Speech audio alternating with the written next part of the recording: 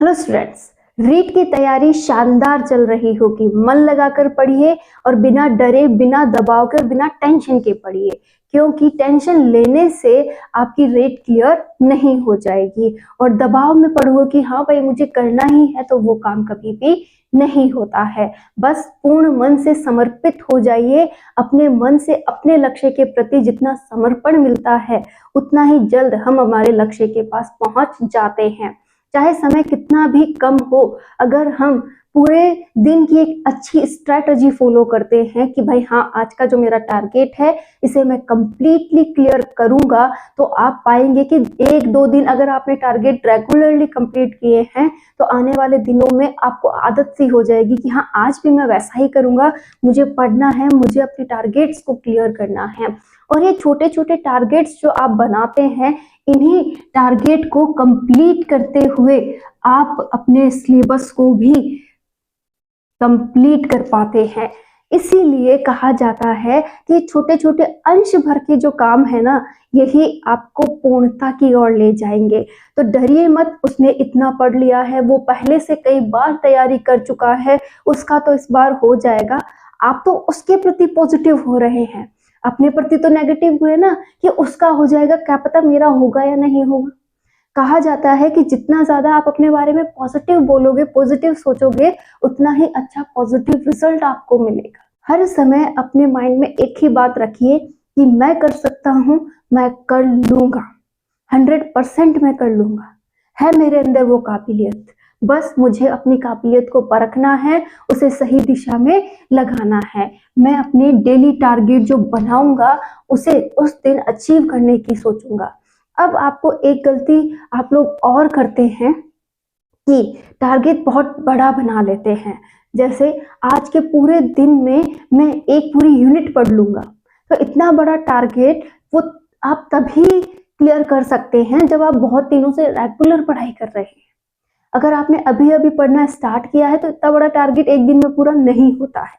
आप उस यूनिट को 2 भागों में बांट लीजिए और फिर उस पर काम कीजिए कि भाई आज आधी यूनिट मुझे तैयार करनी है, इसे बहुत अच्छा पढ़ूंगा, बहुत अच्छा समझूंगा, और फिर नेक्स्ट डे उसकी आधी यूनिट को मैं पढ़ूंगा। और एक दिन और देते हुए मैं इनके सारे डाउट्स क्लियर करूंगा, इसको शॉर्टली नोट्स फॉर्म में भी लूंगा। मतलब हर एक काम आपको बहुत क्लियरली करना है। ज्यादा एक साथ हड़बड़ी के अंदर आप अगर पढ़ाई करते हैं, तो वो पढ़ाई किसी भी काम की नहीं रहती है। आप धैर्य के साथ पढ़ाई कीजिए। कौन कितना पढ़ रहा है, किसी ने कहा आपसे कि आज यार मैंने इतना क्लियर कर लिया, मेरा सिलेबस यहाँ पहुंच गया, तो आप दबाव में आ गए कि मुझे भी करना पड़ेगा। ऐसा नहीं है, आपकी जो क्षमता है आप उसके अनुसार ही काम करें। आपको किसी की नकल नहीं करनी है। आपकी क्षमता है कि आप मात्र आधी यूनिट एक दिन में क्लियर कर सकते हैं, तो बस उतना ही कीजिए।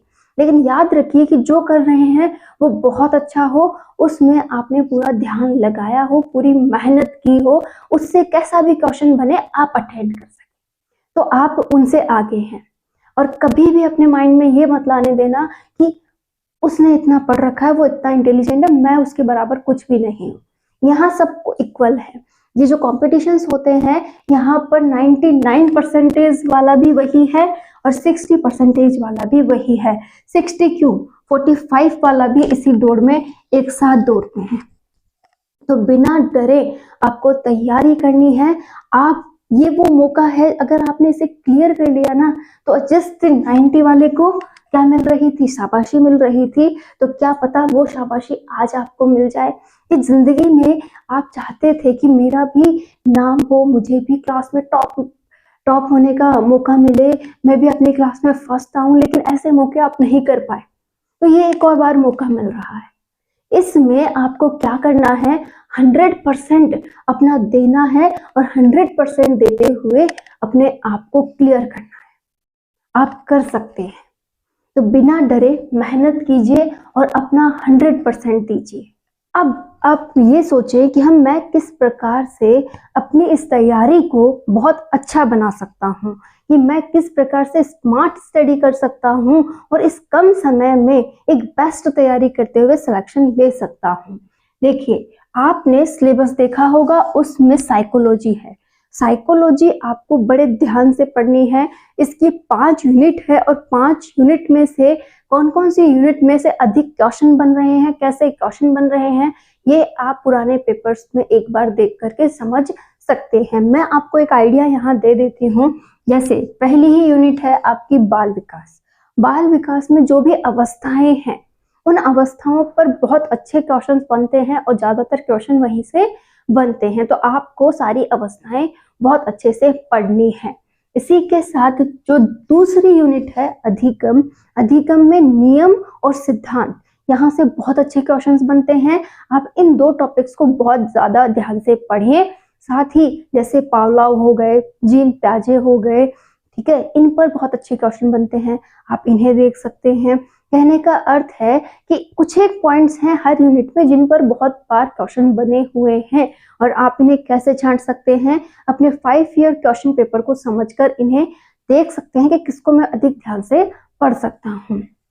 इसी के साथ तीसरी यूनिट जो आपकी है उसमें भी व्यक्तित्व वगैरह के बारे में पूछा गया है। तो उस यूनिट में भी आप अगर देखें तो बहुत अच्छे क्वेश्चंस बन रहे हैं, आप एक बार उन्हें समझें। उसके बाद जो चौथी यूनिट है समायोजन, समायोजन का जो लास्ट का पॉइंट है ना उस पर बहुत अच्छे क्वेश्चन बनेंगे। बुद्धि है, बुद्धि पर बहुत अच्छे क्वेश्चन बनते हैं। बुद्धि पूछा जाता है, बहुत बार पूछा गया है। बुद्धि के जो आपने प्रकार वगैरह बता रखे हैं उनको आप देख लीजिएगा।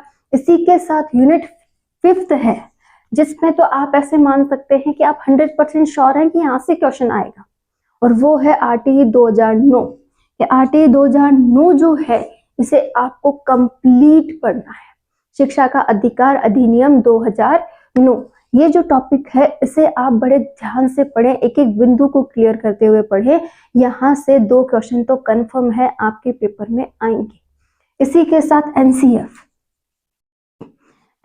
2005, इस पर भी क्वेश्चन पूछे जाते हैं, लेकिन इस पर बहुत अधिक क्वेश्चन पूछे जाते हैं। इसे क्लियर कीजिएगा।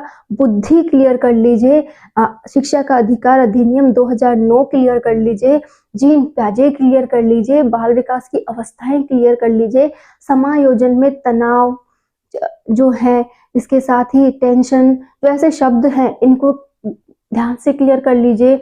समायोजन के जो प्रकार हैं उन्हें आप क्लियर कर लीजिए। मतलब ये टॉपिक अगर आपने पढ़ लिए ना तो आप अपने पेपर को क्लियर कर पाएंगे।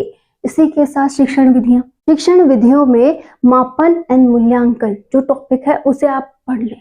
ये आपको हर एक शिक्षण विधि में देखने को मिलेगा और इस पे बहुत अच्छे क्वेश्चन बनते हैं। इसी के साथ जो विधियां हैं उनमें आगमन निर्गमन पर भी क्वेश्चन बन रखे हैं। शिक्षण विधियों के अंदर हमारे पास जो प्रस्तावना वगैरह उसका जो पूरा हम जो प्रदर्शित करने का तरीका देखते हैं उसे पूरा पढ़ लीजिएगा कि पहले प्रस्तावना आती है, उसके बाद ये पॉइंट आता है, उसके बाद ये पॉइंट आता है, इसे इस प्रकार से हम दर्शाते हैं। मतलब आपने जो बीएड और बीएसटीसी में लेसन प्लान बनाए हैं उन लेसन प्लान के लिए आप कैसे क्या पैटर्न यूज करते थे वो पैटर्न आपको समझना है। इस पर भी क्वेश्चन बनते हैं। तो ऐसे टॉपिक्स आपको ध्यान से क्लियर करने हैं।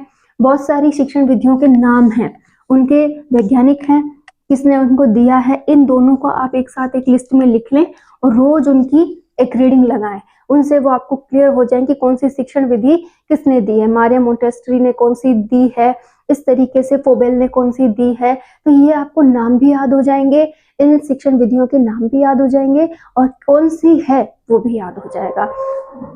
तो रोज क्या करना है, इनको इस प्रकार से आपको पढ़ना है। आपका जो सब्जेक्ट है उसमें आपको आरबीएससी की बुक के हिसाब से चलना है। 10th से आगे का आपका लेवल नहीं पूछा जाएगा।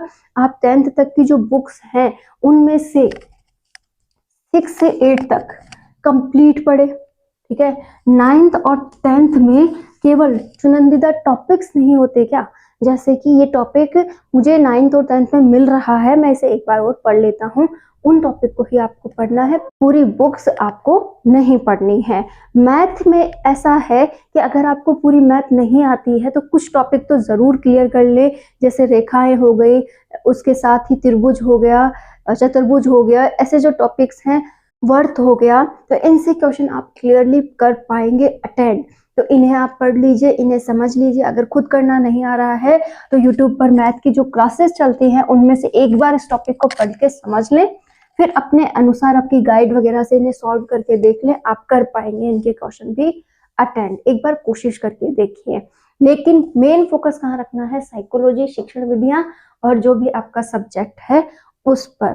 मैं एक वीडियो और इसमें आपको बना दूंगी जिसमें मैं बता दूंगी कि कौन से टॉपिक पर आपको बहुत अच्छे से क्वेश्चन तैयार करने हैं और जिसमें क्वेश्चन आने की संभावना भी बहुत अधिक है। मैंने साइकोलॉजी की क्लासेस डाल रखी हैं और समय समय पर मैं और क्लासेस डालती रहूंगी। अगर आपको साइकोलॉजी पढ़नी हो तो प्लीज एक बार आप यहाँ पर क्लासेस अटेंड जरूर करें।